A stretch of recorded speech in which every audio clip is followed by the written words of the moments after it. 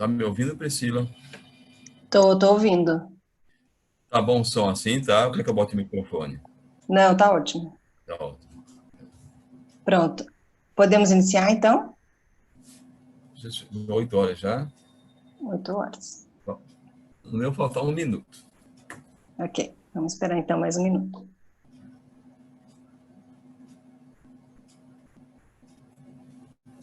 Então vamos começar. 1 minuto a mais ou a menos não vai fazer diferença. Então começa. Certo.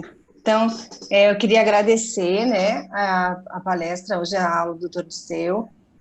Para quem não conhece, o doutor Disseu é especialista em clínica médica, em acupuntura e homeopatia, é médico do Hospital de Clínicas, coordenador lá do ambulatório de dor, ambulatório de acupuntura, supervisora clínica médica de acupuntura pelo Hospital da Clínica Médica, responsável pela disciplina de base e tratamentos de dor pela Federal e pela disciplina de acupuntura também pelo HC. E agora autor do livro Alimento na Geração de Cura das Doenças. Doutor Disseu, ele é nosso preceptor lá da Liga, então é um grande prazer, eu agradeço demais pela oportunidade e do senhor estar palestrando para os estudantes. Eu estou vendo que também tem médicos, então eu queria dar boa noite a todos, para o senhor, para os médicos e para os estudantes. Uma boa palestra. Muito obrigado. Esse evento, um evento do IEPS, que é o Instituto de Ensino e Pesquisa, com a Liga de Dor de Pernambuco. Esses jovens tão talentosos que há anos frequentam o nosso ambulatório, com certeza melhore muito o atendimento. Tem sido um enorme prazer conviver com o pessoal da Liga de Dor, o intercâmbio que deu certo e que eu espero que continue daqui para frente. Agradeço a Priscila e vamos começar. Né? Muito obrigada, a gente que agradece. Bom, essa apresentação vai ter vários tempos. Inicialmente, vou falar um pouquinho da fisiologia da atividade nervosa. Né? Depois eu vou mostrar para vocês a questão, o conceito atual, convencional do que seria depressão. Depois nós vamos analisar passo a passo todos os aspectos modernos do que seria depressão, né? Que é a parte um pouquinho mais complexa. E depois nós vamos falar sobre os alimentos em si. Como é que os alimentos influenciam o cérebro? Como é que os alimentos prejudicam ou geram depressão? Prejudicam o cérebro e geram depressão. E, finalmente, vamos falar do tratamento. As várias formas propostas de tratamento. Certo? Então, vai incluir a terapia farmacológica, vai incluir meditação, alimentação, vai incluir os micronutrientes. Então, isso que nós vamos falar. Bom, etiopatogenia da depressão. Qual é o conceito estabelecido?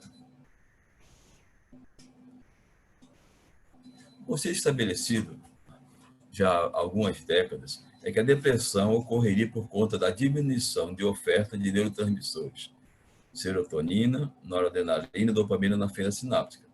São exatamente essas substâncias que ordenam no organismo grande parte das suas emoções.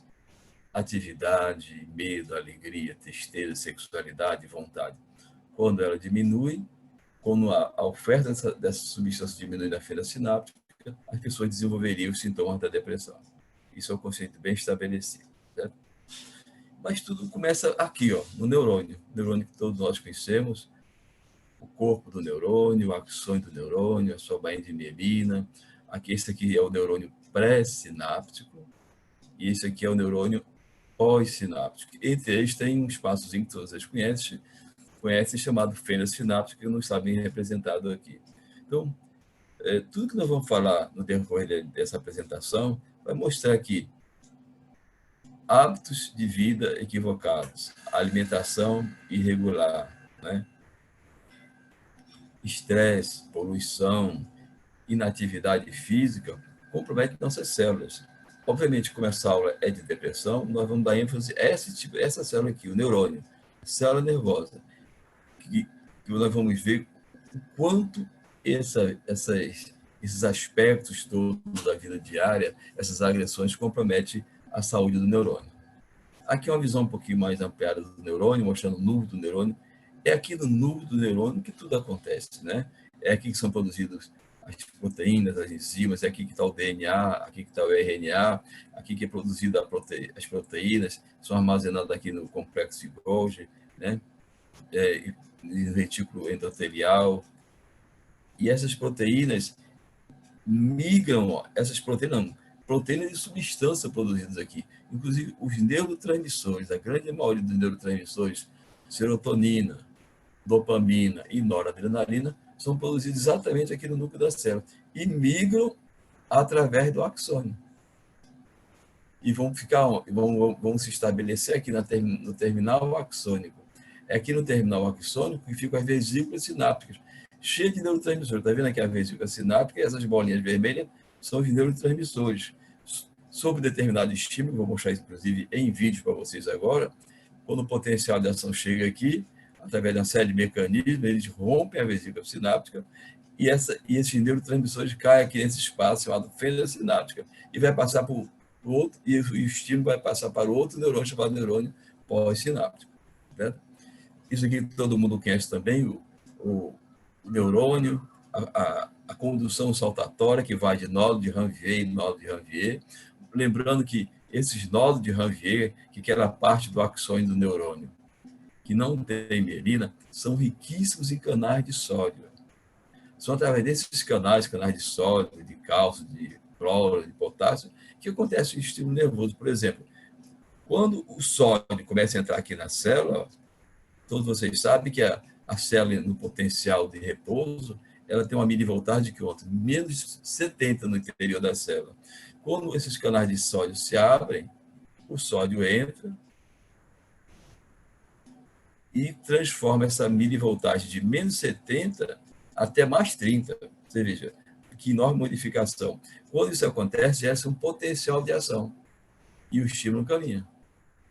Ou seja, o início do estímulo nervoso acontece exatamente quando os canais de sódio se abrem, o sódio entra na célula e desencadeia o potencial de ação. Esse potencial de ação que inicia no neurônio chamado neurônio pré-sináptico, aqui está escrito neurônio 1, neurônio 2. Esse aqui é o neurônio chamado neurônio pré-sináptico. O potencial de ação começa no neurônio, caminha pelo axônio, vai caminhando, até chegar aqui à terminação axônica. Aqui nessa terminação axônica, nós acabamos de ver, é onde ficam armazenadas as vesículas sinápticas. O potencial de ação, por vários mecanismos, nós vamos ver daqui a pouquinho, faz com que essas vesículas sinápticas se rompam e liberem o neurotransmissor, aquele espaço chamado fenda sináptica. E o neurotransmissor que vai cair aqui vai estimular o neurônio 2, chamado neurônio pós-sináptico. Né? Eu vou mostrar agora, quem quiser filmar, pode filmar. Vou mostrar uma série de 4 vídeos. São esses vídeos que nós utilizamos nas nossas aulas do IEPS, no nosso curso de formação em dor e formação em acupuntura. E são vídeos bastante elucidativos. Vou mostrar o vídeo 1 aqui. Primeiro, aqui está representado o que nós acabamos de falar. Aqui está neurônio pré-sináptico, neurônio pós-sináptico, esse espaço que fica entre um neurônio e outro, que obviamente não é desse tamanho todo, é apenas uma representação gráfica, chama-se fenda sináptica. Então, para que o estímulo nervoso passe de um neurônio para outro neurônio, é necessário que sejam liberados nesse espaçozinho aqui chamado neurotransmissores. Os neurotransmissores que nós estamos dando ênfase nessa aula são a serotonina, a dopamina e a noradrenalina, que são aqueles ligados à emoção. Aqui dentro estão as vesículas sinápticas no terminal axônico. Aqui estão os canais de cálcio. Daqui a pouco eu vou mostrar eles funcionando.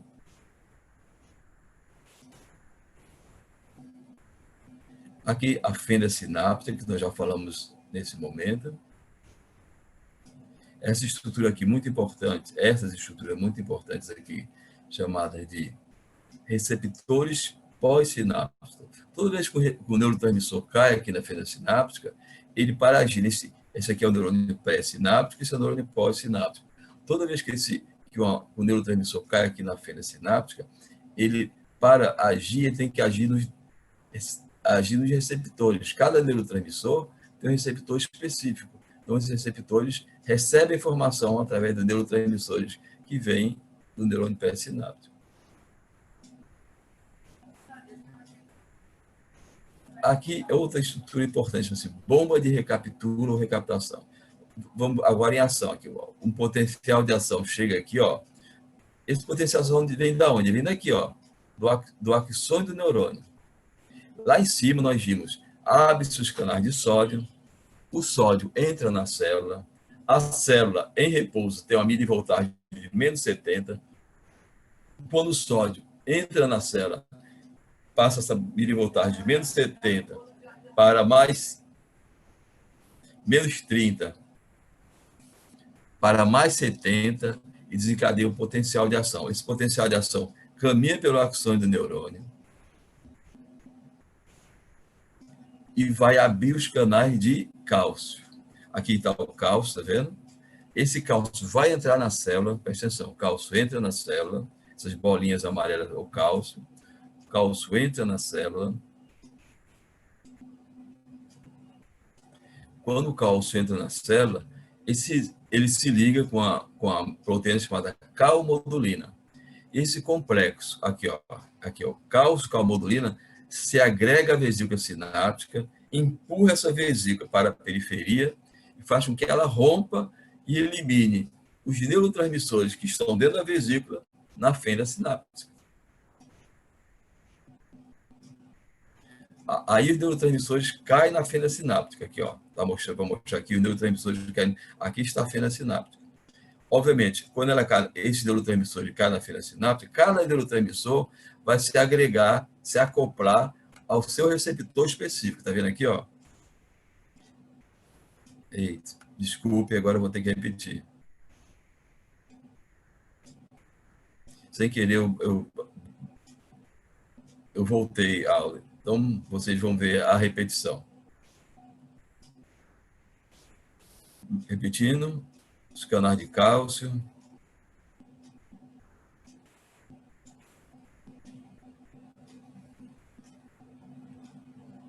A fenda sináptica, já falamos várias vezes.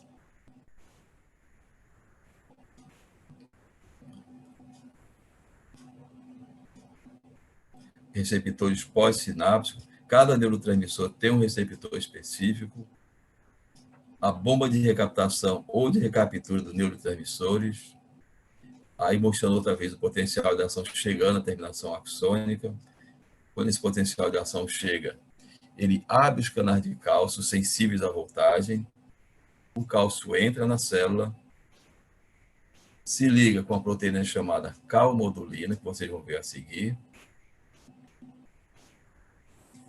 Esse complexo chama cálcio-calmodulina, que é aqui formado, se agrega à vesícula sináptica, empurra essa vesícula para a periferia e faz com que ela se rompa. Ela se rompe, elimina os neurotransmissores que estão no seu interior na fenda sináptica. Os neurotransmissores são liberados e cada neurotransmissor vai se acoplar ao seu receptor específico no neurônio pós-sináptico. Aí o que o neurônio pós-sináptico faz? Aqui, ó, o neurotransmissor se acopla aqui e abre o polo ou canal. E por esse polo ou canal vão entrar os íons. Quais são os íons que mais interagem com os neurônios? O sódio, o cálcio e o cloro. Daqui a pouco eu vou mostrar quando é que entra o cálcio, como é que entra o cloro.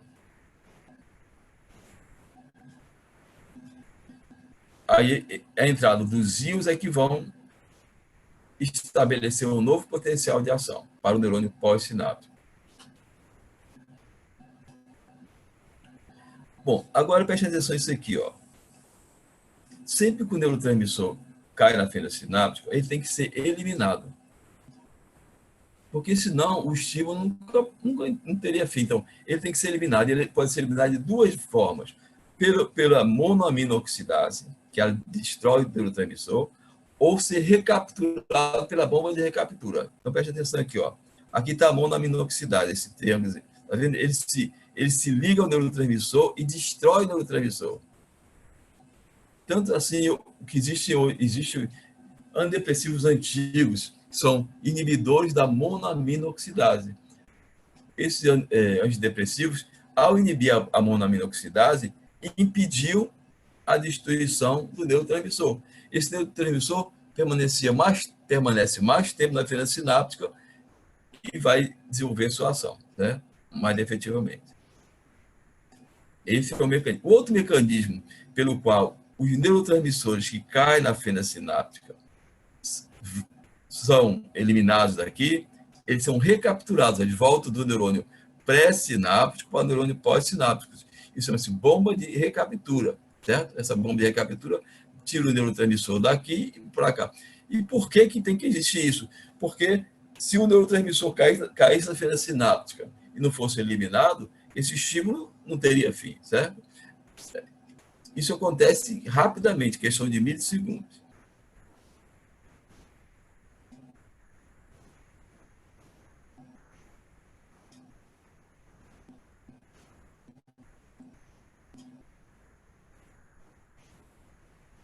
Agora eu vou mostrar a mesma coisa, mas eu só quero mostrar uma coisa para vocês. Ó, isso aqui, PPSE, quer dizer, potencial pós-sináptico excitatório, certo? Porque o estímulo que vem desse neurônio aqui, pré-sináptico, e passa para esse neurônio pós-sináptico, ele pode ter duas naturezas. Ou ele pode ser um estímulo excitatório, que vai estimular a continuidade do estímulo nervoso, ou ele pode ser um estímulo inibitório, que ele vai inibir o estímulo nervoso, certo? Então, primeiro vou mostrar esse potencial excitatório. Então, vamos imaginar o seguinte, que o neurotransmissor que vai ser eliminado aqui é um neurotransmissor excitatório. Vamos dar exemplo do glutamato. O glutamato é um neurotransmissor excitatório clássico do sistema nervoso central, certo? Ele media grande parte de todas as nossos circuitos neuronais. Ele é um neurotransmissor excitatório. Quando o glutamato cai aqui na fenda sináptica, presta atenção, ele vai se acoplar ao seu receptor específico.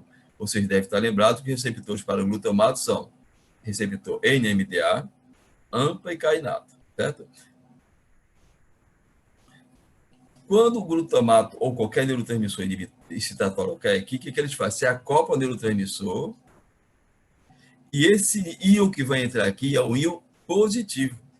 Se ele é um íon positivo, quando ele vai ao entrar no neurônio pós-sináptico, ele vai ajudar a desencadear o quê? Um potencial de ação no neurônio pós-sináptico. Porque o que vai acontecer? Ele vai ajudar a modificar a polaridade da célula, que está menos 70, e ela vai passar para mais 30. E o estímulo que passou desse neurônio pré-sináptico vai ficar para esse neurônio pós-sináptico também.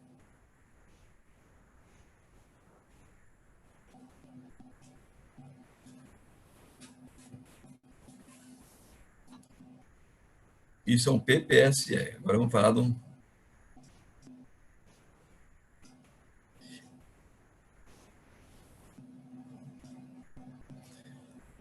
Então, preste atenção.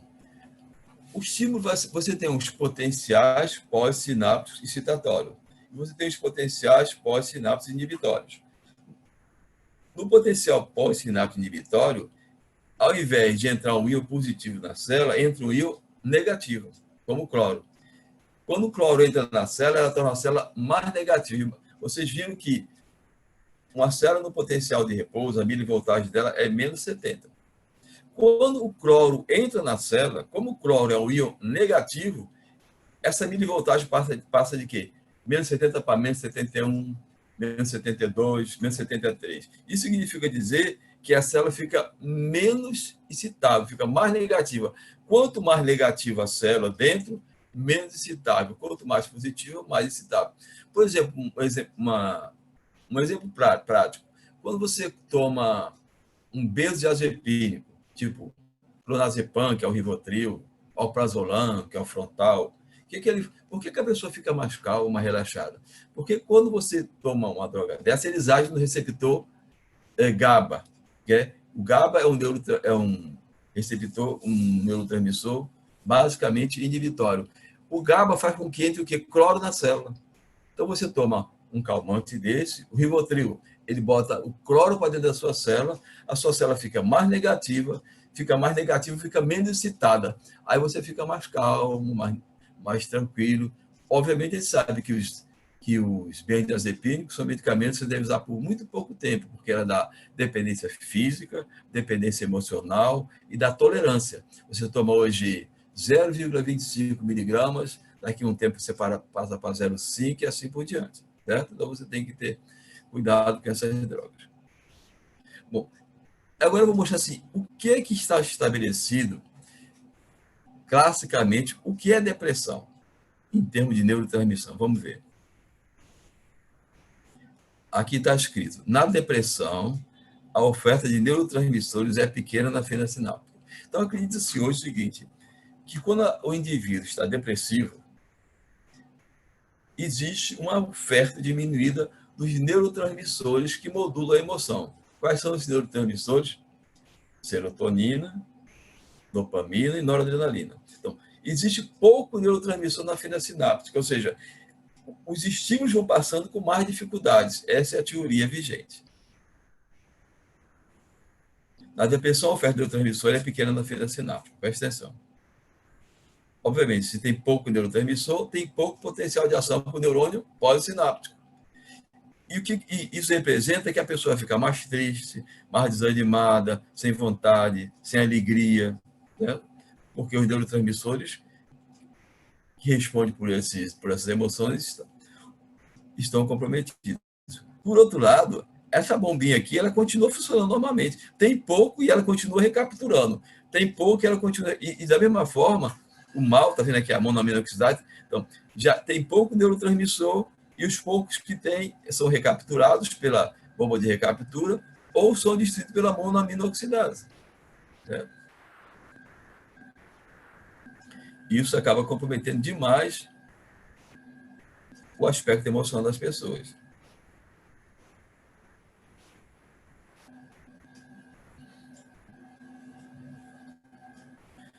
Está aparecendo a monoaminoxidase destruindo o neurotransmissor. Agora, o que acontece quando você toma um antidepressivo? Né? Depende do antidepressivo. Por exemplo, se você toma fluoxetina, o que a fluoxetina vai fazer? Fluoxetina, quando você toma escitalopram, sertralina, o que eles vão fazer? Eles vão pegar o seguinte, vão fechar a bomba de recaptura. Eles vão inibir a recaptação, ou seja, o neurotransmissor cai na fenda sináptica, mas ele não consegue voltar do neurônio pós-sináptico, da fenda sináptica, para o neurônio pré-sináptico. Se ele não consegue ser recapturado, ele fica mais tempo na fenda sináptica e assim ele vai conseguir estimular mais esse outro neurônio aqui e os sintomas emocionais das pessoas vão melhorando, certo? Agora, se você toma um antidepressivo como a venlafaxina, a duloxetina, a mitriptilina, ela não vai agir só na serotonina, ela vai inibir a recaptação tanto da serotonina como da noradrenalina. Agora, tem antidepressivos, como a bupropiona, que ela age inibindo basicamente a recaptação da dopamina, certo? Então, você vai usar um ou outro de acordo com as circunstâncias. Os antidepressivos provocam a conservação do neurotransmissor na fenda sináptica, inibição do mal, da monamento, ou bloqueando a bomba de recaptura. Aqui está mostrando uma bomba de recaptura fechada pelo antidepressivo. Isso é apenas um simbolismo, não é bem dessa forma. Então, o neurotransmissor não consegue voltar. Aí se acumula mais na fenda sináptica e estimula o neurônio, certo? Pós-sináptico. Então, os poucos neurotransmissores que ainda tem na fenda sináptica são preservados e melhora a funcionalidade neuronal. É isso que está estabelecido modernamente, classicamente, há algumas décadas, em relação ao mecanismo da depressão.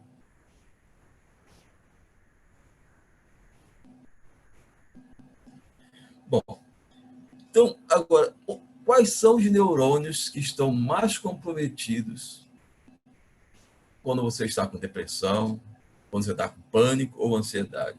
Presta atenção. Isso aqui é um corte do cérebro, tudo vocês sabem. E aqui eu estou mostrando o sistema límbico, né? O sistema límbico,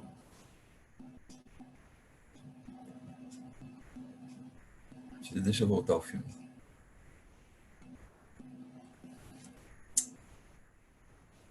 O sistema límbico é um sistema formado por estruturas corticais e subcorticais que controla as emoções. Controla as emoções. Então,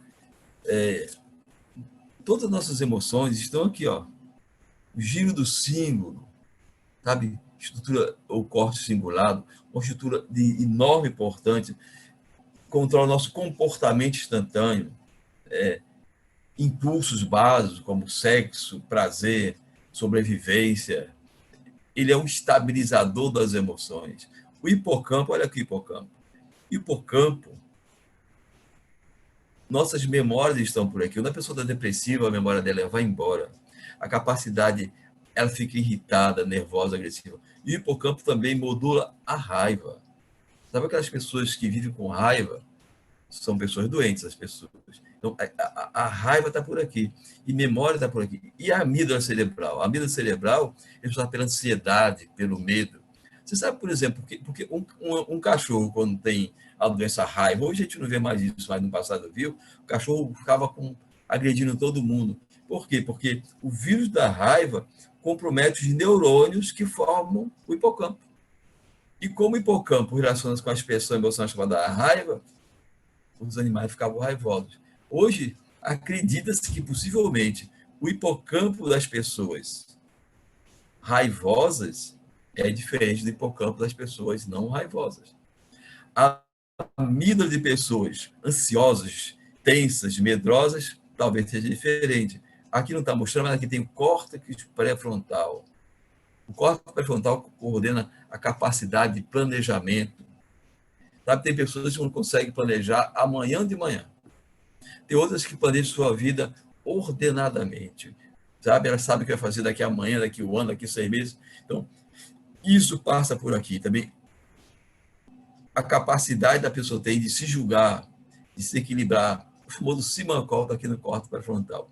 Tem outras estruturas aqui que eu não falei, mas esse sistema chamado sistema límbico é o sistema que organiza, medeia todas as nossas emoções. Então, quando nós estamos com depressão ou com doença emocional, os neurônios dessas instâncias estão bastante afetados. Uma pergunta. A diminuição da oferta de monamina na fenda sináptica é causa ou consequência da depressão? As monaminas são serotonina, noradrenalina e dopamina. Aí o conceito atual estabelece outros aspectos. Diz que a depressão pode ser causada por disfunções psicológicas, personalidade, relacionamentos interpessoais, emoções desregradas, raiva, mágoa, inveja, medo, preocupação. Então, tem pessoas que têm uma personalidade propensa à depressão, hoje acredita-se que tem. Relacionamentos interpessoais. As pessoas hoje têm muita dificuldade de se relacionar com as outras. Mesmo em casa, esposa e esposa, pai e filho. Então, os chineses, há alguns milênios atrás, já acreditavam que uma das grandes causas de doença era a dificuldade de relacionamento entre as pessoas. As pessoas têm dificuldade de se tolerarem. Emoções desregradas. Das emoções desregradas, talvez a pior de todas seja a raiva, mágoa e inveja. Como uma pessoa raivosa pode viver? Viver bem. Então, os estudos mostram isso. Quando os místicos e a religião já falavam perdoe, eles estavam instituindo uma terapia extremamente eficaz, porque a pessoa magoada, e nós vamos ver daqui a pouquinho isso quimicamente, ela é uma pessoa que adoece, ela compromete todo o seu sistema límbico. Então, isso é muito preocupante, certo? Outros aspectos, segundo o conceito mais atual. Aspecto biológico, estresse celular. Vamos falar desse estresse celular. Disfunção dos fatores neurotróficos. Preste atenção nisso aqui. Isso aqui nós vamos falar muito durante a aula. Essa aula dura em média 1h30, 1h40, viu? Preste atenção a essa sigla aqui. Fator neurotrófico derivado do cérebro. Certo?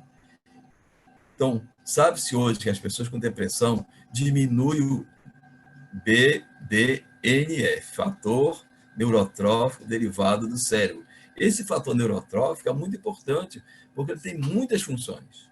Mas entre as funções dele, ele melhora a saúde dos neurônios, ele forma novos neurônios, ele multiplica. Então, esse neurônio, essa substância defeituosa, gera muitos problemas. Vocês vão ver mais no meio para o fim da aula que alguns alimentos, como gorduras, frituras, alguns aditivos químicos, comprometem decisivamente a função desse fator aqui. Disfunção da neurotransmissão, nós acabamos de ver. Disfunção do eixo hipotálamo, hipófise adrenal, vamos ver agora. Inflamação. Vamos falar com muita calma. Hoje as pessoas estão literalmente inflamadas. Quando nós falarmos da célula, vamos falar o quanto a inflamação é um fator de adoecimento das pessoas. Vamos falar mais na frente também, vou mostrar para vocês o estresse oxidativo e a peroxidação lipídica. Vou mostrar isso com imagem que fica melhor. Bom, os fatores ambientais, isso são todos fatores modernos. A alimentação, hoje ninguém tem mais nenhuma dúvida que a alimentação é um dos fatores que mais gera disfunção. Não só emocional, obviamente que a ênfase nessa hora é para a emoção, mas a alimentação desregrada, ela compromete todas as nossas instâncias orgânicas. Eu vou mostrar muito isso para vocês. Está provado que a atividade física é espetacular. Tudo que vocês pensam em atividade física, multiplique por 10. Atividade física para o cérebro é fundamental. Tem pessoas que só fazendo atividade física regular, ela consegue evitar o estado depressivo, a instalação do estado depressivo, ou consegue reverter um estado depressivo já instalado. Atividade física é fundamental. Álcool é uma catástrofe. Nesse livro que eu estou lançando, eu escrevo um capítulo só sobre o álcool, desmistificando aquelas coisas ridículas, que uma dose de álcool faz bem, não faz bem a nada, só faz mal. Essas notícias são bancadas pela indústria da doença, a indústria dos medicamentos, a indústria dos alimentos. Inibidores do apetite também são indutores da depressão. Hoje, os jovens, principalmente, estão dormindo muito mal. Ficam a noite toda no celular, no computador. Uma das grandes causas de disfunções emocionais hoje estão na alteração do ritmo do sono. Uma pessoa que não consegue dormir, ou aquele que troca o dia pela noite, ela perverte todo o seu ritmo, o equilíbrio do eixo hipotálamo, hipófise adrenal, e vai ser um doente. Uma coisa que hoje quase 100% dos estudos indicam que tempo demais frente à tela, como nós estamos agora, tela inclui computador, televisão e celular. Quanto mais tempo a pessoa fica na frente dessas telas, mais ela tem tendência a ter depressão. Fatores genéticos. Parece que a herança da depressão pode ficar entre 40% e 50%. Então, a pessoa fala, o aluno perguntou assim, quer dizer, professor, se eu fizer ginástica, tiver uma boa alimentação, eu nunca vou ter depressão. A sua chance de ter depressão vai ser muito menos. Mas como existe uma predisposição genética em algumas pessoas, você não pode falar isso exatamente, né? E alterações epigenéticas. Eu quero explicar isso para vocês, porque vocês vão ver muito essa palavrinha aqui para frente. O que são alterações epigenéticas? São alterações que não são alterações no DNA. Quer dizer, não mudou a informação genética. São mudanças no comportamento do gene. Certo? Não alteram a sequência do DNA, mas os estudos mostram que a alimentação equivocada, estresse, sedentarismo, poluição, radiação, geram alterações epigenéticas. Essa alteração pode ser metilação do DNA, parece que altera, entra um grupo metil, modifica um pouco a composição das proteínas do DNA, das histonas. A transcrição através do RNA é modificada, ou seja, grosseiramente dizendo, o DNA não é modificado na sua essência, mas ele começa a funcionar mal. A pessoa fala assim, não, doutor, na minha casa todo mundo é gordo, isso é genético. Não é genético, é epigenético. Você faz tudo mais errado, não faz ginástica, se alimenta mal, está com excesso de peso, o homem é assim, a mulher é assim, e o filho nasce assim. E o pior, os hábitos da família, o filho adquire. Inclusive, sabe-se hoje que pais ansiosos geram filhos ansiosos. Pais glutões, que comem demais, geram filhos glutões. Pais obesos geram filhos obesos. Então, uma das alterações que possíveis é genética, no caso aqui, é canais de... Parece que tem algumas pessoas com depressão que têm uma predisposição a ter alterações no canal de cálcio sensível à voltagem. Certo? Alteração nesse eixo aqui, ó. Esse eixo aqui, ó. O que é esse eixinho aqui? Atenção. Eixo hipotálamo, hipófise adrenal. Aqui, ó. Aqui está o hipotálamo, né? O hipotálamo produz o CRH, que é o hormônio liberador da corticotrofina, hormônio liberador da corticotrofina. Esse hormônio aqui, produzido no hipotálamo, manda a mensagem para a hipófise, que produz o ACTH, que é o hormônio adrenocorticotrófico, que, por sua vez, manda uma mensagem para o córtex da suprarrenal, que produz o cortisol. Certo? Isso aqui tem um feedback positivo e negativo, certo? Esse aqui é o feedback positivo, esse estimulando a produção desse, mas quando, por exemplo, o cortisol estiver muito alto aqui, a tendência natural é que o estímulo que vem lá de cima diminua, certo? Mas nós vamos ver daqui a pouquinho como as pessoas depressivas têm esse eixo comprometido, né? Estresse celular, tudo acontece aqui. Obviamente que a nossa célula com foco nessa aula é o neurônio, mas aqui está o citoplasma da célula, a célula clássica, citoplasma, né? Aliás, membrana, citoplasma e núcleo. Alimentações equivocadas, estresse, poluição, estresse oxidativo, literalmente destrói a função dessa célula.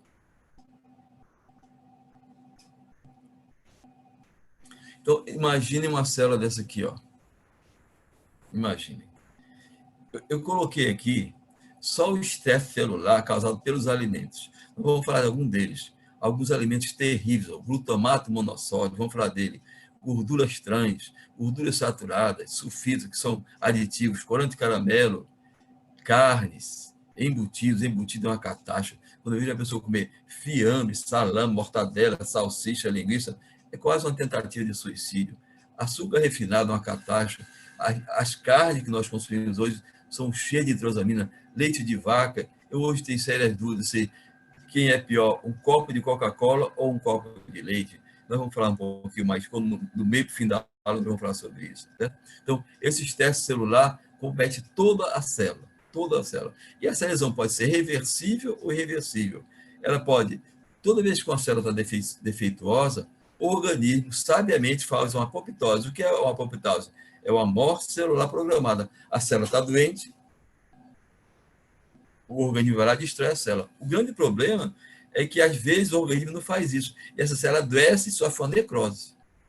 Ou então a célula fica pervertida.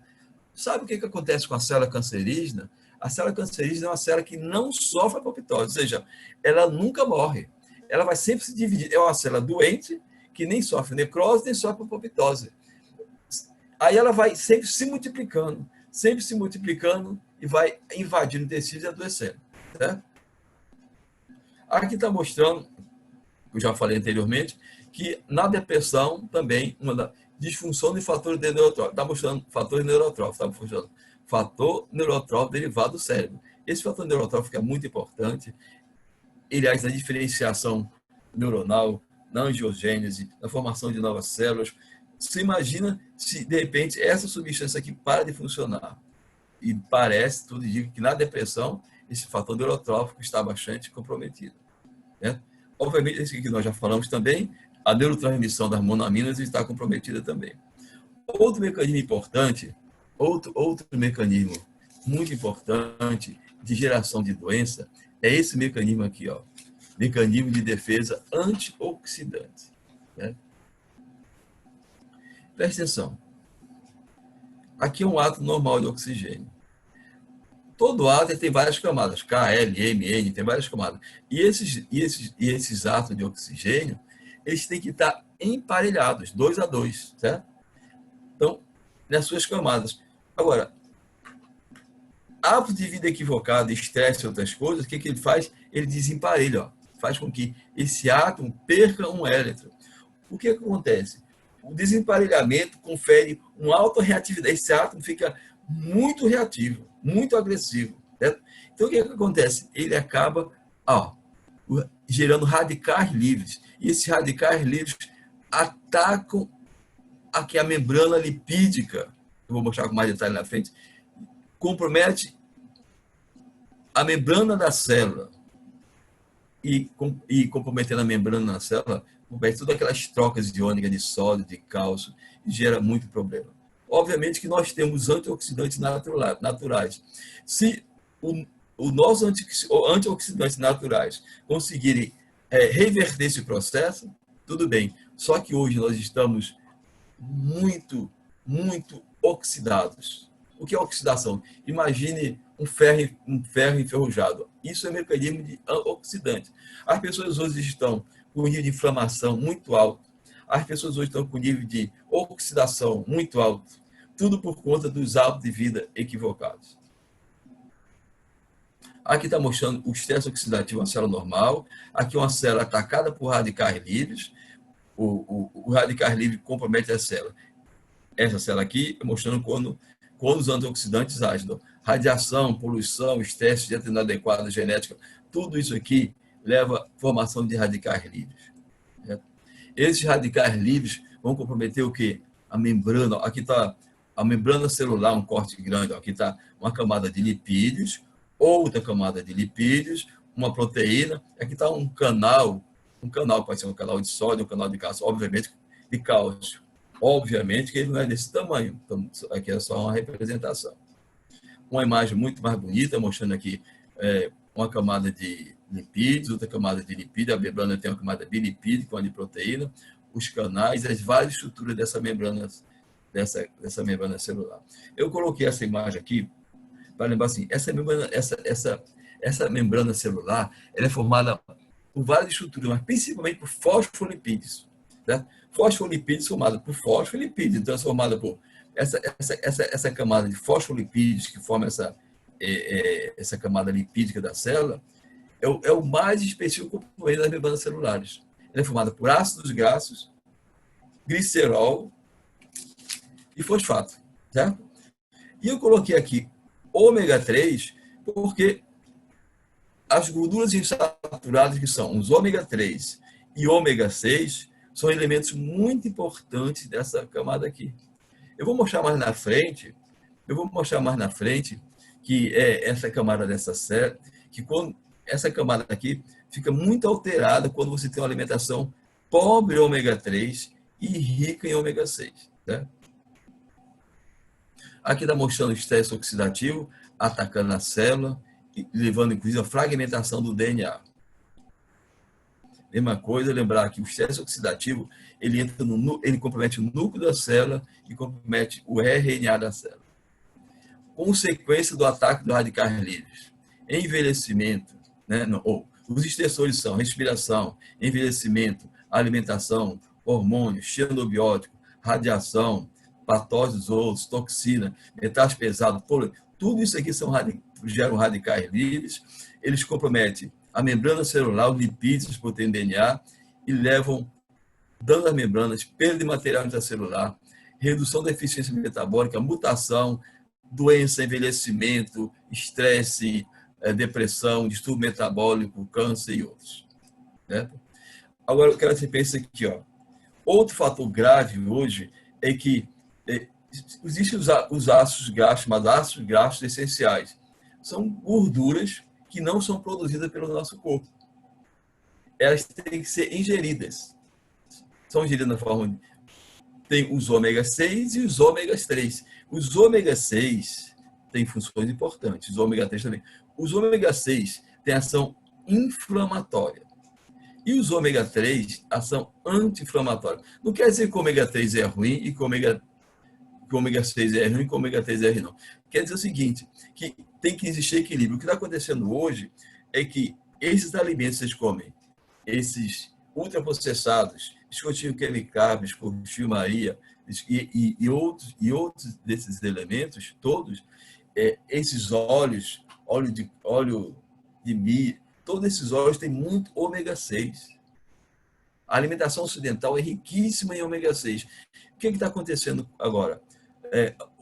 Eu coloquei aqui 20:1, mas acredita-se que nos Estados Unidos as pessoas devem comer até 40:1. Eles comem tão errado que esse equilíbrio, não é um equilíbrio, é um desequilíbrio, contempla um percentual de 20 para o ômega 6 ou 40 para um de ômega 3. Isso significa dizer o seguinte, que você tem muito mais ômega 6, você tem muito mais chance de ter inflamação. Quanto mais inflamação, mais doença. Então, se você tem uma célula inflamada, se você tem uma célula oxidada, você tem menos imunidade. Então, vocês viram qual foi o tipo de pessoa que o coronavírus comprometeu e continua comprometendo? Pessoas obesas, hipertensas, diabéticas e mais idosas. Por quê? Porque o coronavírus, essas pessoas têm o quê? Tem estresse oxidativo aumentado, tem muita inflamação, células doentes, tem esse desequilíbrio importante de ômega 3 e ômega 6. A inflamação e o estresse oxidativo diminuiu a imunidade. Aí chega o vírus e encontra todo esse ambiente propício e o próprio vírus gera inflamação, o vírus gera estresse oxidativo, o vírus gera trombose. Então, o tratamento é você prevenir a doença, é você ter uma vida saudável, que dificilmente você vai ter esse tipo de doença. Eu já falei disso aqui, não vou mais repetir. Agora, preste atenção nesse gráfico aqui. É muito importante esse gráfico aqui, viu? Esse gráfico é muito importante. Eu vou falar de alguns aspectos que você fala assim, parece difícil, não tem nada difícil. Primeira coisa, eu vou falar o seguinte. Aqui estão escritos citocinas. O que são citocinas? São substâncias produzidas pelas células, cito de célula mesmo, citocinas. E as citocinas são substâncias aqui, citocinas de enorme importância. Elas regulam o sistema imunológico, desencadeiam reações inflamatórias quando necessário, regula a resposta imunológica, influencia na resposta hormonal, repara as lesões. Certo? Então, essas citocinas são de enorme importância. Né? Então, tem citocinas que têm efeito inflamatório. A interleucina 4, interleucina 10 são interleucina anti-inflamatórias. Já a interleucina 1, interleucina 2 são citocinas inflamatórias, certo? Então, veja bem, se isso aqui desequilibrar, vamos imaginar o que vai acontecer, eu vou falar mais na frente. Certo? Aqui tem outro aspecto que eu quero falar para vocês. Okay. Fator nuclear kappa B. O que é o fator nuclear kappa B? É um fator responsável por uma modulação de uma série de funções imunológicas, inflamatórias, de regulação celular. Certo? Fator nuclear kappa B. Certo? São mais importantes. Preste atenção. O que nós estamos vivendo hoje, no dia de hoje? Nós estamos vivendo um estado de estresse. Vou mostrar primeiro essa parte aqui, preste atenção. Imagina que você tem um estresse, aqui tá. Vamos seguir essa seta aqui, estresse. Aqui, estresse. Esse estresse vai chegar ao seu sistema nervoso central. Vai passar pelo hipotálamo. vai chegar aqui, ó, no tronco encefálico e vai estimular uma estrutura chamada locus coeruleus. Esse locus coeruleus é um grande produtor de quê? De noradrenalina. Essa noradrenalina vai estimular o quê? O sistema simpático. Essa parte aqui todinha relaciona ao sistema imunológico, ó. Sistema imunológico. Então, aqui está representado o macrófago, sistema imunológico, sistema de defesa do nosso corpo está aqui. Quando você se estressa, você tem qualquer estresse, ou até uma ameaça de estresse, todo o seu corpo se prepara. Aí o que acontece? A sua adrenalina aumenta e estimula o seu sistema imunológico. O seu sistema imunológico, através do fator nuclear kappa B e outras instâncias, acelera e prepara-se para desencadear uma ação inflamatória. Porque a inflamação não é uma coisa ruim inicialmente. A inflamação prepara o seu organismo para se defender. Você tem um corte, um estresse. Então, ele aumenta a produção de citocina, controla a adesão molecular, certo? Então, faz uma série de ações benéficas. Se preparou, certo? Isso acontece. Isso é o estresse rápido. Aí o seu estresse passou, o que acontece? Tudo isso aqui devia ser desativado, ó, e você voltava ao normal.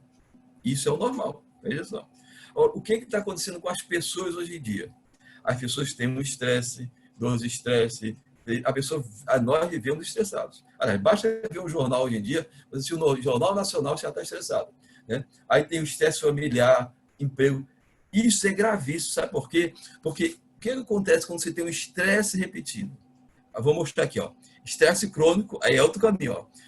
O estresse crônico aumenta a produção do CRH do hipotálamo. O CRH, nós vimos anteriormente, estimula a hipófise, que produz o ACTH. O ACTH, agindo na glândula adrenal, produz o cortisol. E o cortisol vai agir aqui. Bom, o grande problema é que, como o nosso estresse está tão repetido, tão continuado, o organismo das pessoas estressadas perde essa capacidade aqui, ó. Perde a capacidade de estressou, acabou o estresse, desligou tudo, voltou ao normal. Aí não desliga. Esse sistema fica o tempo todo ativado. Esse sistema ativado mantém o quê? Um estado de inflamação crônica. Esse estado de inflamação crônica vai atingir aqui, ó, veja a setinha, inflamação crônica, estresse continuado aqui, ó. Vamos ver, estresse crônico, hipotálamo, hipófise, adrenal, cortisol, estresse crônico, não para, ele vai gerar um estado pró-inflamatório. Esse estado pró-inflamatório vai estimular, mais uma vez, o fator nuclear kappa B, que vai diminuir os fatores neurotróficos, vai diminuir o quê? O fator neurotrófico como? Fator neurotrófico derivado do cérebro. Vai aumentar a toxicidade celular e vai diminuir serotonina, noradrenalina e dopamina. Ou seja, o estrago está feito. A pessoa está depressiva. Só que, se você não reverter isso aqui, o pior, isso aqui não é causado só pelo estresse. Acabamos de ver que esse estresse, esse estado inflamatório crônico, tão grave, pode ser gerado por quê? Alimentação errada, poluição, estresse oxidativo, sedentarismo. Certo? Então, tudo isso compromete esse sistema. E nós ficamos reféns do estado inflamatório crônico que compromete todas as instâncias orgânicas e perverte nossa função celular e emocional. Veja uma coisa aqui interessante. Ó. Olha esse gráfico aqui. Ó. Isso aqui é um estado normal. É um neurônio em estado normal, mostrando aqui. Ó. Mostrando o fator neurotrófico derivado do cérebro, mostrando o Krebs, que é o fator de transcrição gênica. Ou seja, é uma célula funcionando normalmente. Agora olha aqui a árvore neuronal. Olha a árvore neuronal da pessoa normal. Isso aqui é um neurônio. Isso aqui é normal. Agora, olha o neurônio de uma pessoa doente. É como uma árvore sem galhos. Tá vendo? Aqui está mostrando, ó, o BDNF. Olha aqui o BDNF funcionando bem. Está mostrando ele funcionando mal. Tudo aqui funcionando mal. Aí depois você faz o tratamento para a depressão, que inclui os antidepressivos e tudo que nós vamos falar, o neurônio fica assim. O neurônio fica assim. reflorestado. É nesse momento, quando eu estou antidepressivo, um dia, 2 dias, não serve para nada. O antidepressivo começa a agir depois de 21, um mês, é quando ele começa a repovoar, a criar novos neurônios, você começa a melhorar. Né? Não vou falar isso aqui, não, já estou um pouco atrasado. Preste atenção nesse gráfico aqui, como isso aqui é importante. Preste atenção. Ó. Aqui está mostrando, ó, alimentação. Vamos pensar aqui, ó. Alimentação. A alimentação desregrada gera estresse. Vamos seguir a setinha aqui, ó. Estresse oxidativo gera peroxidação lipídica das membranas. Esse estresse oxidativo gera o quê? A produção de citocinas inflamatórias, interleucina 1, interleucina 6, fator nuclear kappa B, que é o modulador, TNF-alfa. Isso gera uma inflamação crônica. Essa inflamação crônica gera o quê? Osteoporose, câncer, doenças cardiovasculares, depressão, diabetes, demência, enfraquecimento do osso, certo? Agora, não é só alimentação. Agora, aqui, ó, o estresse emocional também faz isso. Acabamos de ver naquele gráfico. Os alergênios, os nossos alimentos são cheios de alergênios, também fazem isso. Obesidade visceral, a célula do obeso, chamada adipócito, a célula do obeso, por si só, já é inflamada. É uma célula inflamada. Né? Essa célula inflamada gera resistência à leptina, gera uma disbiose, a alimentação é desequilibrada também, vou falar mais na frente, ela compromete a flora intestinal, certo? Outras doenças crônicas, infecção crônica, tudo isso cai por aqui. Certo? Então, se você se alimenta mal, é estressado, se você bebe, como muito aditivo químico, se você compromete a flora intestinal, tudo chega aqui e essa inflamação crônica te adoece. Aí você vai para o médico e o médico vai te passar remédio. É bom remédio? É. Eu passo remédio todo dia, todo médico passa antidepressivo todo dia agora. A grande maioria das pessoas quer ir para o médico fazer um milagre, passar um remédio. Mas a gente sabe que grande parte das pessoas, a cura de grande parte das pessoas passa por isso aqui. Se ela melhorar seu hábito alimentar, se ela fizer atividade física, se ela de alguma forma comprometer o estresse, se ela tiver um ideal de vida, se ela deixar de lado um pouquinho o ressentimento, a mágoa, a inveja dos outros, se ela conseguir melhorar isso, ela diminui a inflamação crônica, ela modifica a sua vida. O difícil é você fazer as pessoas entenderem isso. Os médicos hoje estão correndo, o sistema de saúde é precário, os próprios sistemas privados, com seus convênios, e cada vez se conversa menos, se diagnostica menos e se passa mais remédio, e muitos remédios poderiam ser evitados se as pessoas estivessem aptas a modificar suas vidas. Aqui, para quem, ó, o cortisol, aqui é um gráfico do cortisol, ó, o cortisol quando ele começa a aumentar, ó, meia-noite, aqui, ó, o cortisol está baixinho, 4, 5 da manhã ele começa a aumentar. Por isso que a pessoa fala assim, ó, doutor, quando das 4 da manhã, o depressivo diz assim, 4 da manhã eu estou acordado, não consigo mais dormir. É porque o cortisol começa a aumentar aqui, ó. Quando chega 8 da manhã, ele está no pico máximo, sua atividade máxima. Depois ele vai caindo. Tem paciente que fala assim, doutor Disseu, se não tivesse manhã, eu não tinha depressão. De manhã eu sinto mal-estar enorme, porque o cortisol, que é o hormônio do estresse, está no pico máximo. Depois ele vai diminuindo, ó. 18 horas está pouquinho, quando chega 22 horas, ele está lá embaixo. Né? Outro aspecto importante que eu quero falar para vocês são os telômeros. O que são os telômeros? São essa terminação do axônio, são esses telômeros que eles mantêm o equilíbrio do cromossomo, do DNA. Então, são os terminais do neurônio. Então, veja bem, uma coisa impressionante isso aqui, ó. Quando você se alimenta mal, quando você não faz atividade física, você compromete seus telômeros. E os telômeros são estruturas fundamentais para a saúde dos seus cromossomos. E o envelhecimento passa diretamente por isso. Eu recomendo que vocês vejam um vídeo que tem na internet da doutora Elizabeth Blackburn, é o nome dela. Ela ganhou o Prêmio Nobel da Medicina ao estudar os telômeros, mostrar a função dos telômeros no envelhecimento. E ela é interessante, ela fala o seguinte, quando você se estressa, acontece isso aqui, ó. O seu telômero vai diminuindo. Quando o seu telômero vai diminuindo, você vai envelhecendo mais rápido. Quando o telômero chega aqui, só na próxima encarnação agora, você morreu. Né? Agora, envelhecimento, alimentação, estresse oxidativo. Estresse também emocional. Compromete o seu telômero. Veja o filme lá da doutora Elizabeth, basta botar assim, telômeros, Elizabeth, vídeo, é um vídeo de 15 minutos, ela fala, é um vídeo, ela fala em inglês, mas está com tradução em português, com a legenda em português, excelente o que essa médica fala, é o prêmio Nobel, sabe um pouquinho mais que a gente sobre isso aqui. Né? Então, o telômero das pessoas, o envelhecimento das pessoas, passa pelo telômero. E o telômero diminui quando você não faz ginástica, quando você é obeso, quando você é sedentário, quando você é diabético, quando você se estressa demais. Né? Esse é o nosso livro que eu vou sortear no fim do... Quem tiver presente, nós vamos sortear esse livro. Né? Esse livro eu lancei recentemente, é um tratado, ele tem 840 páginas, todo baseado em evidência científica que aborda todos esses temas. Esse é apenas um dos temas que é tratado nesse livro. Vou falar um pouquinho do sistema digestivo e cérebro. Quando os antigos falavam assim, o homem é o que ele come, estava certíssimo. O homem é exatamente o que ele come. O sistema digestivo está totalmente relacionado com o cérebro, inclusive a microbiota intestinal. Tem esse nervão aqui, ó, o nervo vago.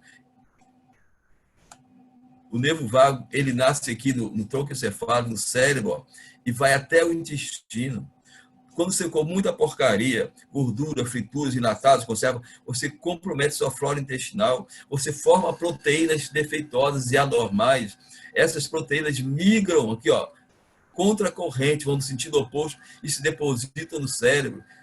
Sabe-se hoje que algumas doenças como Alzheimer, Parkinson e outras doenças são causadas pela deposição de algumas proteínas anormais no cérebro. Nesse livro que eu escrevi, tem um capítulo só sobre doenças neurodegenerativas e alimentação, mostrando que quando você come inadequadamente, formam-se proteínas anormais que vão para o seu cérebro e se depositam no seu cérebro, comprometem a função dos seus neurônios e geram graves doenças como Alzheimer, por exemplo.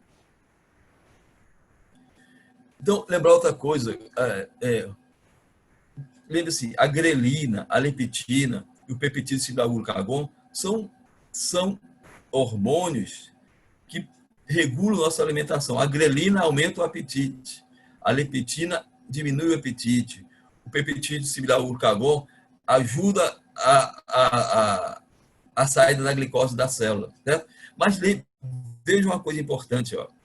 E a insulina também, a insulina, que a insulina faz? Ela pega a glicose que está fora da célula e bota para dentro da célula. Tá? Só que todos esses neurohormônios, eles têm atividade importante sobre o cérebro. Além de eles agirem aumentando seu apetite ou diminuindo seu apetite, ó, também pode alterar a atividade sináptica e processamento cognitivo. Então, quando você come desregradamente, essas substâncias são produzidas enlouquecidamente e você compromete essa capacidade que elas têm. Certo?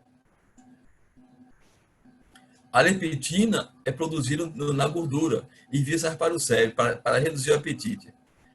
Receptores da leptina foram identificados em várias áreas do cérebro, no hipotálamo, o córtex cerebral e o hipocampo.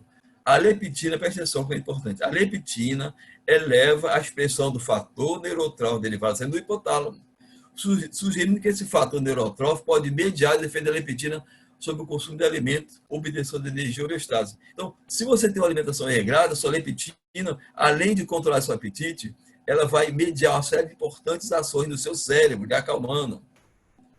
A leptina facilita a plasticidade sináptica, ou seja, ela aumenta a multiplicação dos seus neurônios, faz com que você produza novas células nervosas, corrige neurônios defeituosos. Quando você tem essa leptina bagunçada, tudo isso é pervertido.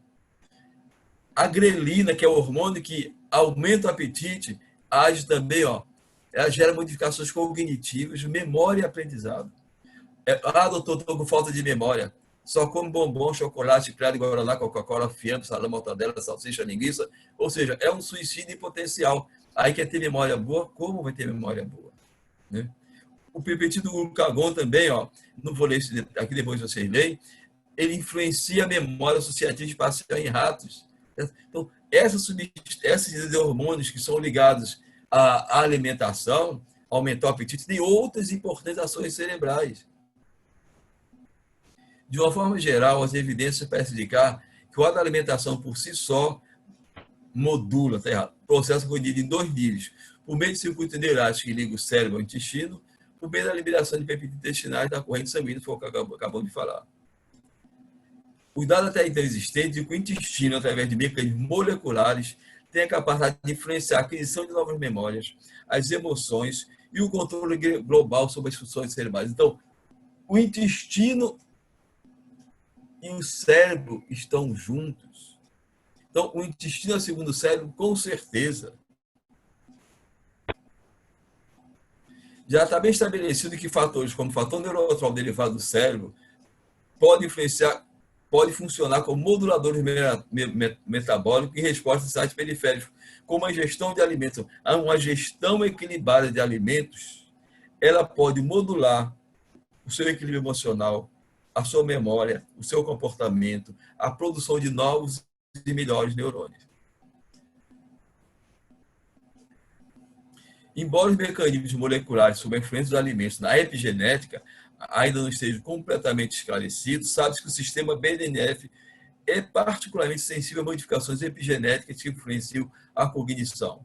Ou seja, você tem uma alimentação equilibrada, você gera uma informação epigenética saudável. E a microbiota intestinal, né? Os micróbios que você tem no seu intestino são fundamentais. São fundamentais. E o pior, essa microbiota é completamente pervertida pelo que você come. Hoje nós temos trilhões de micro-organismos no nosso intestino.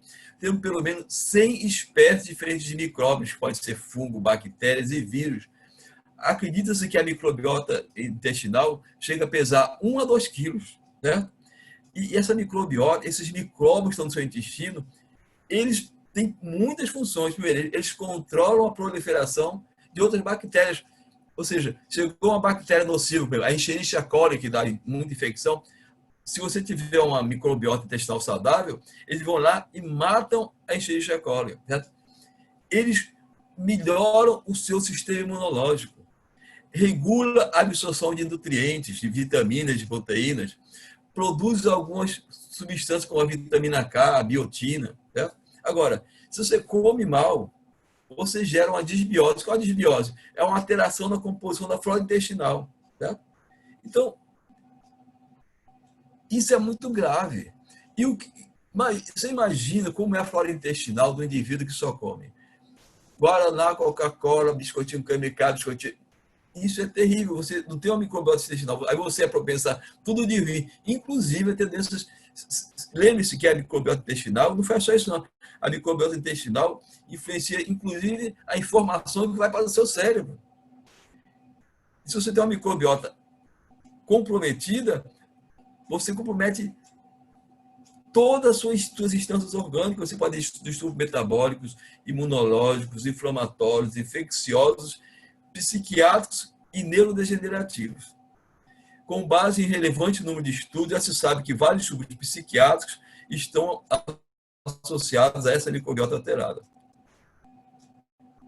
Como não poderia deixar de ser, a dieta constitui um dos fatores modificadores mais importantes do eixo microbiota, intestino-cérebro e, consequentemente, do equilíbrio da saúde mental. Tem vários estudos, esse é estudo de 2017, mostrando a via de comunicação do intestino e cérebro. As pesquisas das últimas décadas mostraram evidências crescentes acerca da influência da microbiota intestinal na fisiologia do cérebro. O estudo revela a influência da microbiota sobre a expressão e fisiologia do cérebro. Uma análise detalhada dos psicobióticos mostra ações funcionalmente associadas à subestrutura do gânglio da base e do córtex cerebelar, mostrando que a microbiota influencia os gânglios do cérebro e do córtex cerebelo.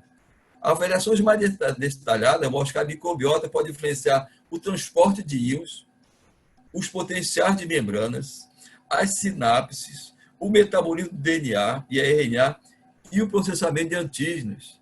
Veja o que a microbiota pode fazer. Aí a pessoa faz tudo errado, depois vai e compra um remédio para compra um probiótico. Probiótico é um remédio cheio de micróbios.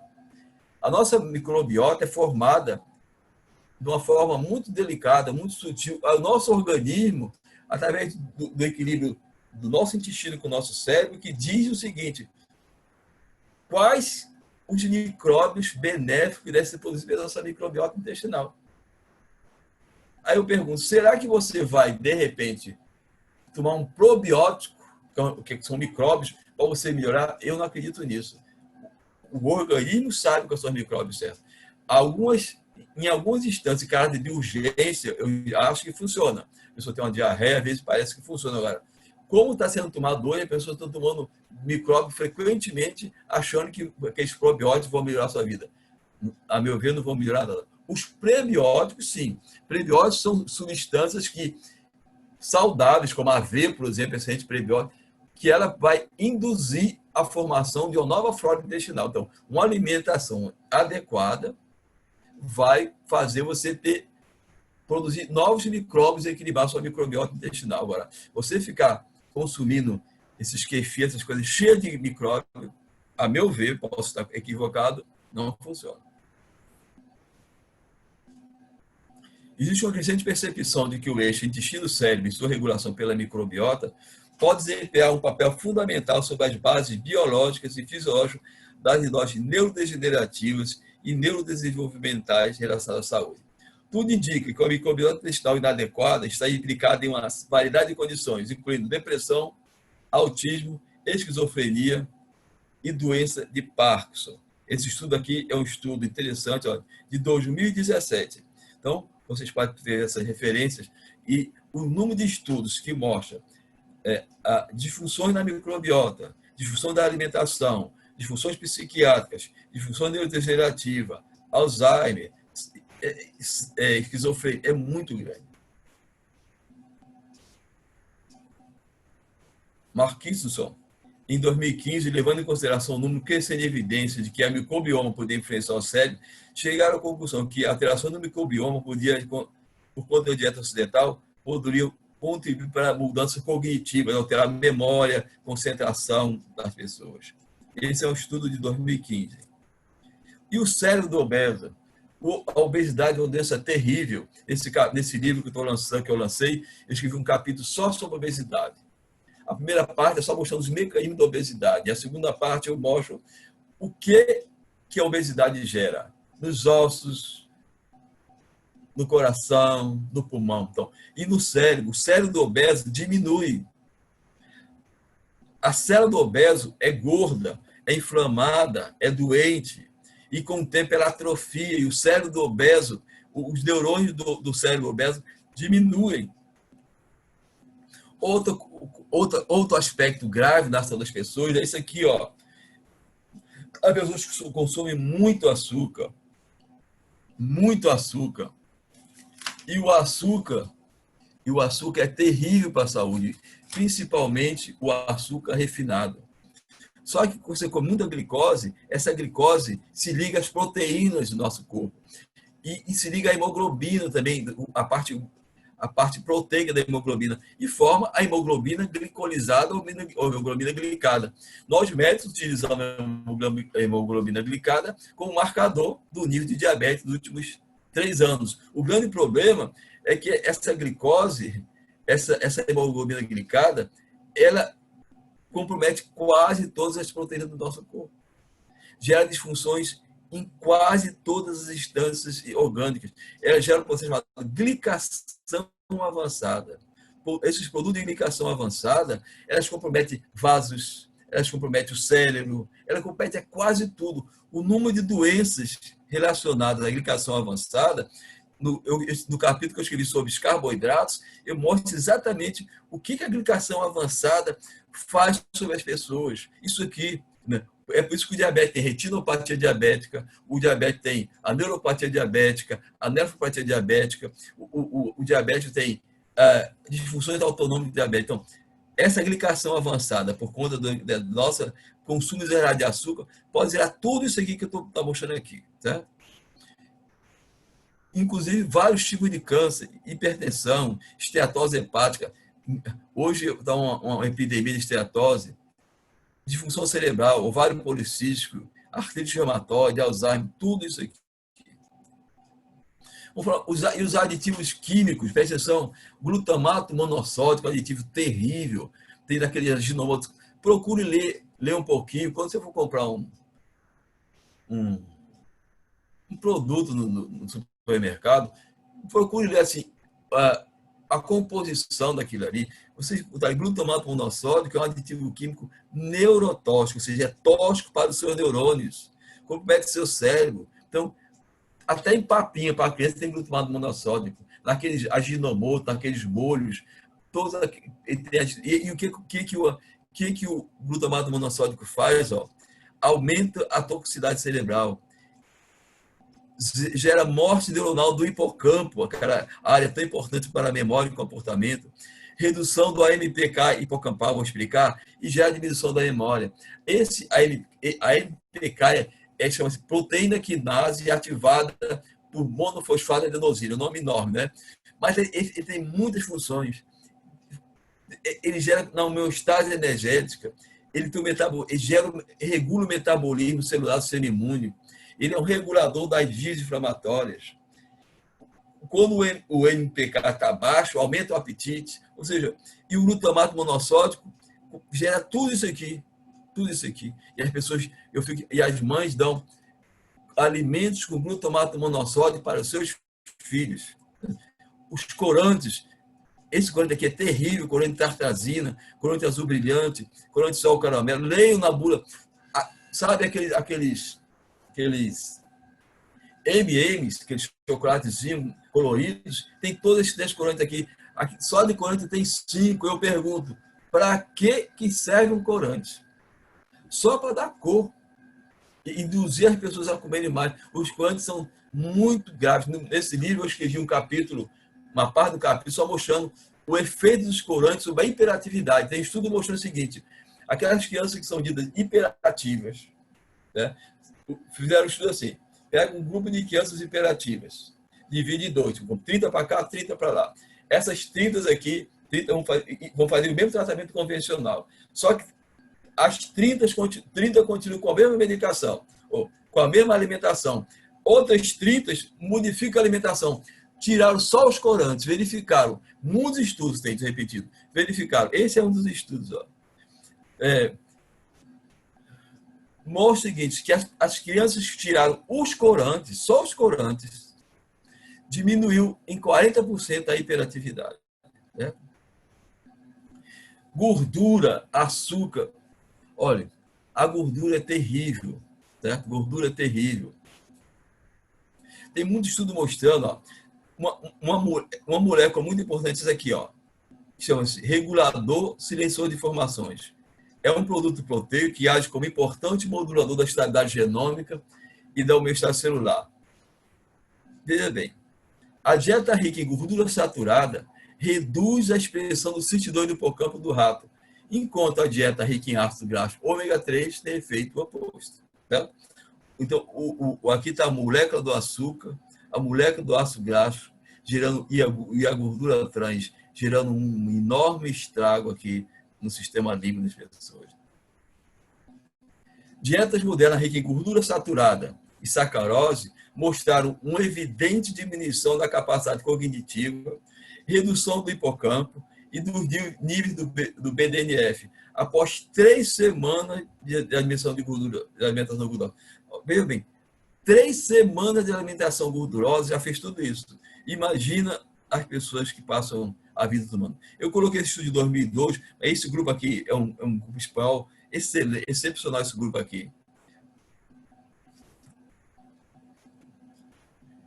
E o ácido trans? O ácido trans é um ácido polissaturado modificado, onde, para que a gordura dure mais e solidifique mais, eles botam um ácido hidrogênio e forma a gordura trans. Isso é um artifício da indústria dos alimentos. Só que essa modificação forma o ácido trans. O ácido trans é a pior gordura que existe. É pior que qualquer gordura, inclusive bem pior que a gordura saturada. Certo? Mesmo uma baixa ingestão de alimentos ricos em ácido trans já é suficiente para gerar expressivo incremento do risco de depressão. Eles acharam que são muito importantes, levando em consideração o absurdo consumo de ácido trans, certo? Aqui é o cérebro de uma pessoa com depressão, aqui é o cérebro normal. Estudos têm demonstrado correlação entre o consumo de açúcar e a taxa anual de depressão em vários países. Tem vários estudos. Nesse livro eu mostrei assim, uma sequência de estudos do mais antigo até os estudos de 2018 e 2019. Mas lembre-se, açúcar e gordura são inimigos número 1 do cérebro. Você quer ser saudável, alegre, né? Comendo gordura, fritura, aditivo químico, sentado numa cadeira engordando, vai ser difícil. Dieta rica em gorduras saturadas e monossaturadas apresenta efeitos contrários. O consumo crônico das gorduras saturadas, além de gerar ganho de peso, modula informações de núcleos acúmbeos, que geram modificação de informações receptoras da dopamina e acabam gerando um desejo aumentado pelo ingestão de gordura. Eu vou mostrar o seguinte, é isso aqui, ó. O núcleo acúmbeo, aqui, ó. Isso aqui chama o circuito do prazer. A dopamina é o neurotransmissor do prazer, da alegria, da libido, né? Quando você tem alguém acostumado a cheirar cocaína no grupo aí, quando você cheira uma cocaína, quando você toma anfetamina, o que você faz? Você aumenta a disponibilidade de dopamina na fenda sináptica. Você fica tão animado, tão alegre, tão para cima, né? Só que dura muito pouco.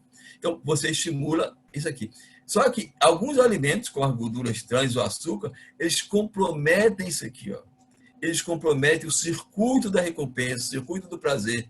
Age aqui no núcleo accumbens, né? A dopamina é produzida aqui na área tegumentar ventral, migra para o núcleo accumbens e vai agir no córtex pré-frontal. Os alimentos equivocados que pessoas ingerem vão comprometer o circuito da recompensa. Assim, acredito que a injeção de lipídios saturados pode modificar a sinalização dopaminérgica, aumentar o peso corporal e estudar resultados da adiposidade, o que acaba afetando a função mesolímbica mediada pela dopamina.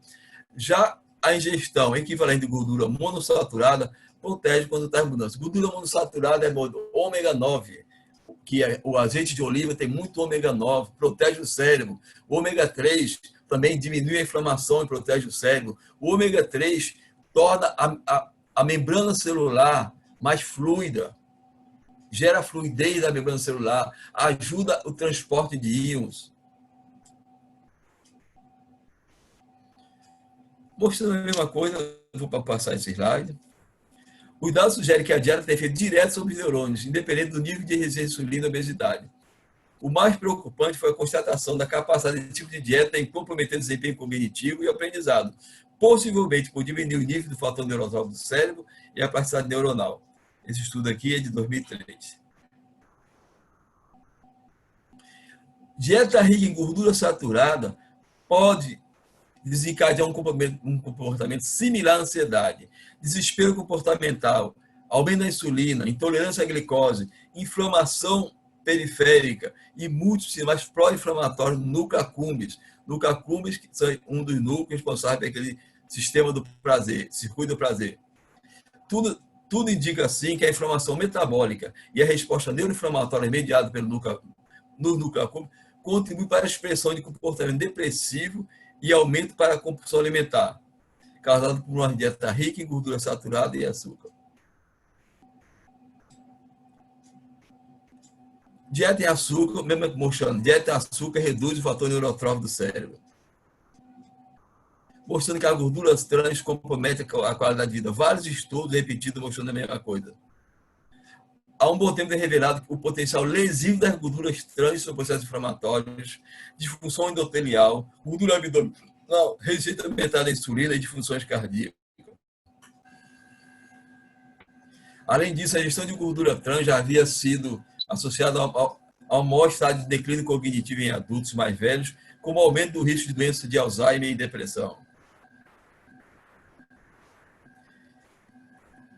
Mostrando que a gordura trans afeta a qualidade de vida mental. Acredito que esse tipo de gordura pode promover disfunção endotelial, aumentar a produção de citocinas inflamatórias e interferir no metabolismo do BDNF. Então, isso aqui está só repetindo o que eu já falei. Mostrando, eu já estou muito atrasado, mas eu vou...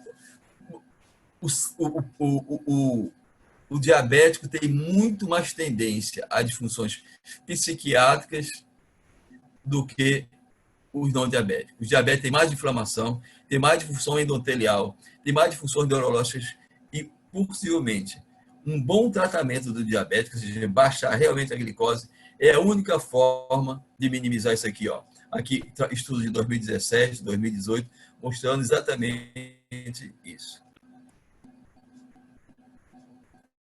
Essa obesidade aqui é terrível. Essa obesidade é ruim, essa obesidade abdominal é terrível. Aqui mostrando que baixos níveis de... o diabetes tem baixo nível do fator neurotrófico derivado do cérebro. Certo? Isso vai comprometer o hipocampo, várias áreas corticais, inclusive aumenta a frequência de pacientes depressivos.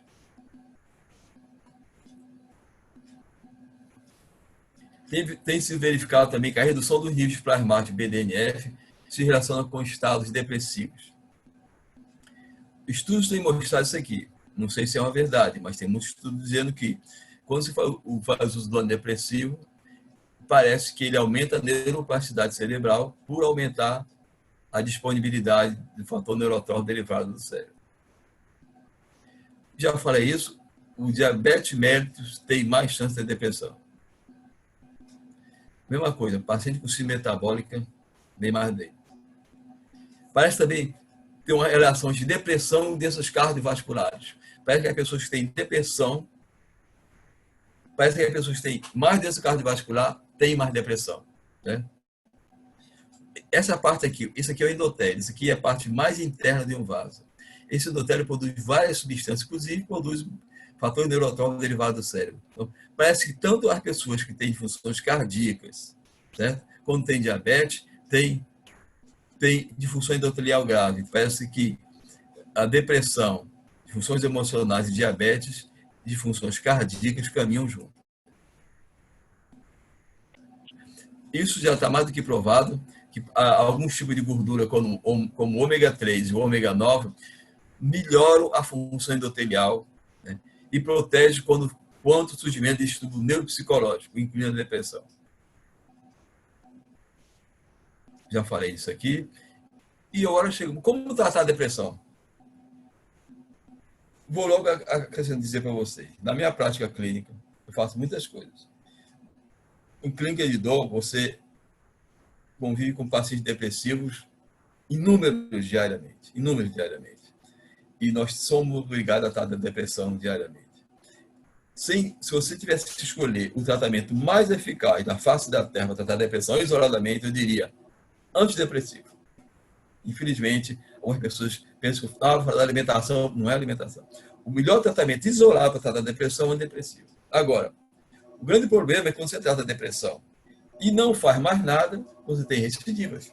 Vocês sabem que cada vez que a pessoa tem depressão e ela tem uma recidiva, a chance dela ter outra recidiva vai aumentando, e a depressão pode ficar mais grave. Sabe-se hoje que 7% das pessoas com depressão moderada a grave tentam suicídio.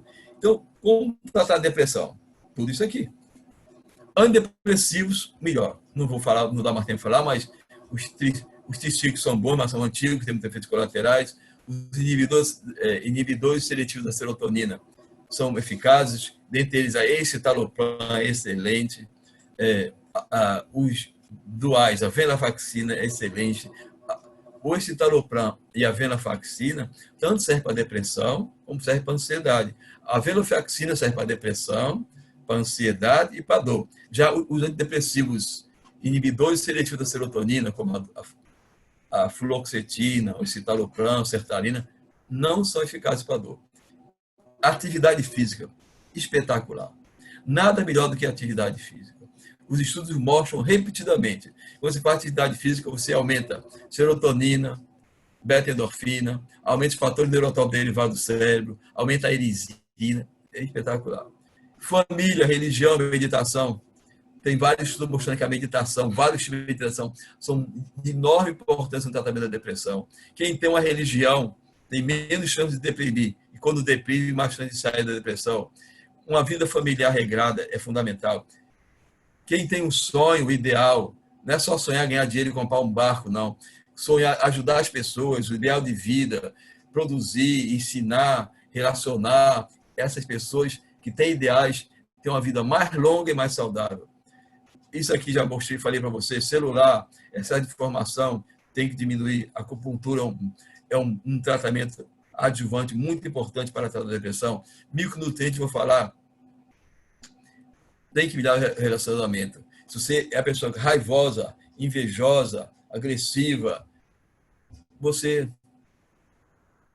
mesmo que você fique bom da depressão, da ansiedade, você vai recidir e cada vez mais grave. Esse sentimento de angústia no seu coração, dificilmente você vai ficar melhor. Diminuir o número de horas frente à tela. Então, você passa a ser depressivo, melhora a alimentação do paciente, pede para ele fazer atividade física, conversa com ele sobre ele, pede para ele diminuir o celular, faz acupuntura, os micronutrientes vão mostrar, relacionamentos, ele tem que trabalhar isso, e diminuição da hora da frente da televisão. Eu não vou ter mais tempo, já faltam 5 minutos. As evidências acumuladas mostram que uma melhor alimentação, todos os estudos mostram, muitos estudos, aqui tem um estudo de 2010, tem 2004, está formatado aqui, mostrando que uma alimentação saudável diminui a incidência de depressão. E quando a pessoa está depressiva, a chance dela melhorar mais rápido e não recidivar é muito maior.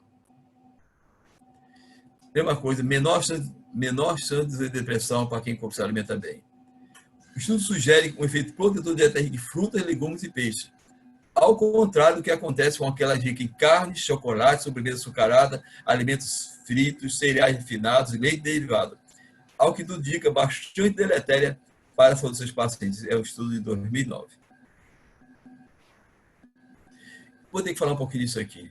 Restrição calórica é fundamental. Os estudos mostram que quanto mais você come, pior para você. Não é você passar fome, mas os estudos são muito incisivos, mostrando o seguinte, que a restrição calórica, você diminui a quantidade de caloria, você melhora a plasticidade neuronal. O excesso calórico reduz a plasticidade sináptica e aumenta a vulnerabilidade celular. Já a restrição calórica protege o cérebro ao reduzir o estresse oxidativo, os danos potenciais celulares, aos lipídios e ácido nucleico. No livro, eu fiz uma revisão disso aqui. Mostrei, em termos moleculares, todas as alterações mais importantes, estudos de 2018 e 2019, que a restrição calórica produz, certo? Estudos mostram que a restrição calórica protege contra o declínio cognitivo por meio da regulação do BDNF. Isso aqui, esse TRKB, é o receptor do BDNF.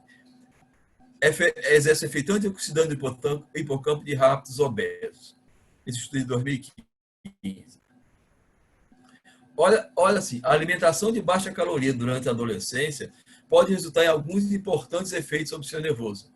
Aumento do BDNF, aumenta o número de células proliferativas de neurônios do giro denteado do hipocampo e córtex pré-frontal. Influência positiva no espaço de memória na idade adulta. Ou seja, alimente seus filhos adequadamente para que eles tenham uma performance neuronal saudável. Mesma coisa, uma dieta de frutas e verduras diminui a mortalidade, diminui a sua performance neuronal e diminui a doença neurodegenerativa. A atividade física, já falei, é espetacular, né? Mostrando que o exercício físico promove neurogênese cerebral, tanto em roedores adultos como em seres humanos. As pesquisas levando a possibilidade de que a atividade física pode ser responsável pela proliferação de novos neurônios que responderiam pela melhoria da memória e do aprendizado desses indivíduos. Aqui, ó, interessante isso. Ó. Segunda revisão, 80% dos estudos associam a incidência de depressão a baixa atividade física. O inimigo número 1 das pessoas chama-se cama e cadeira. Né? Então, pessoas que fazem pouca atividade física têm uma chance 80% maior de ter depressão e mais dificuldade de sair dela. Ingestão inadequada de alimentos foi associada a 60% das pessoas que comem mal têm mais chance de ter depressão. Isso aqui, 100% dos estudos associam a incidência de depressão maior, a depressão, a maior tempo em frente à tela. Esse estudo aqui foi de colegas do Rio de Janeiro, da Universidade Federal, não sei se foi Federal Fluminense. Mas ele mostrando exatamente isso aqui, ó. Quando você faz atividade física, você aumenta a erisina aumenta a produção do BDNF. Esse BDNF vai gerar, vai incrementar a sua performance neuronal, certo? Vai diminuir o estresse oxidativo, minimizar proteínas amiloide, certo? Então, vários estudos, que esse aqui que é de 2019, e tem vários estudos similares de 2017, 2018, mostram exatamente isso. Exercício físico é a mesma coisa. A associação do exercício físico com ácido ômega, a associação de atividade física com ômega 3, certo? Melhora a parte cerebral, melhora o BDNF. Uma combinação de exercício e flavonoides, são aquelas substâncias que tem nas frutas vermelhas, revelou tanto aumento da expressão de genes, que tem efeito positivo sobre a plasticidade neuronal, como diminuição dos genes envolvidos em processos patológicos. Então, você comer alimentos ricos em ômega 3, né? Você faz atividade física, comer frutas vermelhas, você está melhorando o seu cérebro. Para terminar a aula, fala, os micronutrientes, o ômega 3 é muito bom. Agora, os estudos são mais efetivos, mostrando no consumo dos ômega 3 na alimentação. Não é você se empanturrar de ômega 3, não. Porque tem estudo mostrando, quando você toma muita cápsula de ômega 3, além de não ser benéfico, pode gerar doença. Tem estudo mostrando que os consumidores de ômega 3 têm mais chance de ter câncer de próstata. Né? Então, o ômega 3 são importantes companheiros da membrana celular. Essas substâncias beneficiam a saúde do cérebro, modulando as vias neuroimunes e apoptóticas, alterando a função da membrana ou competindo com o ácido gástrico ômega 6. Ou seja, os ômega 3 melhoram a fluidez da membrana, diminuem a inflamação da membrana neuronal, de outras membranas, e melhora a performance das pessoas. Zinco. Tem muitos estudos mostrando que o zinco é um micronutriente muito importante. O zinco tem mais de 300 funções enzimáticas. Ele não vou poder falar com calma sobre isso, mas ele minimiza a ação excessiva do NMDA. NMDA é um receptor para o glutamato. Resumindo, ele diminui a excitabilidade neuronal. Ele estimula a liberação do GABA, que é o inibitório. Influencia a maior performance de alguns receptores de serotonina. Parece que sua reposição ajuda a diminuir o processo inflamatório. Então, você vai fazer fazer uma proposta, faz 10 miligramas de citalopram, você faz 15 miligramas de zinco ao dia. Vitamina D, também tem muitos estudos mostrando que a vitamina D modula a neurogênio na região hipocampal. Lembrar uma coisa, essas propostas de vitamina D, 10 mil unidades por dia, tudo está errado. Um nível mais ou menos seguro de vitamina D é 1.000 a 2.000 unidades por dia, certo? Mas isso pode trazer algum benefício. A grande maioria das pessoas tem vitamina D baixa, porque a maioria das pessoas hoje não pega o sol, e nós médicos principalmente. Então, no cérebro adulto, a vitamina D modula a neurogênio na região hipocampal e assiste neurotransmissores como dopamina, GABA e serotonina. No cérebro envelhecido, aumenta a liberação de fatores neurotróficos, previne a toxicidade, aumenta a síntese de neuroesteroides em células gliais e diminui o processo inflamatório. Então, a vitamina D também você pode prescrever a vitamina D de uma forma equilibrada. E para terminar, acho que a cúrcuma é mais do que espetacular. Quando você vai escrever alguma coisa, você procura os estudos. E na cúrcuma, você sempre, quando eu estudo uma coisa, você diz assim, alguns autores falam a favor e outros falam contra. Eu não consegui encontrar nenhum artigo sério que desmerecesse os efeitos da cúrcuma. Ela possui muitas funções farmacológicas, antioxidante, anti-inflamatória, antitumoral, antiviral, cicatrizante, neuroprotetora e imunomoduladora. Age em cerca de 100 alvos moleculares. A sua ação consensual é de transcrever genes de sinalização celular envolvida na resposta inflamatória. A cúrcuma tem um excepcional efeito anti-inflamatório. Então, pacientes com depressão, pânico, processos inflamatórios articulares, dores, a cúrcuma é excepcional. Lembrar, essas cúrcumas em cápsula não servem.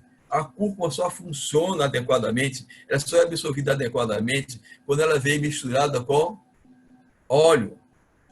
Então, o melhor óleo qual é? Azeite de oliva. Você compra pó de cúrcuma. Basta uma colher de chá de cúrcuma por dia, aquele pozinho amarelo. Você mistura com azeite de oliva.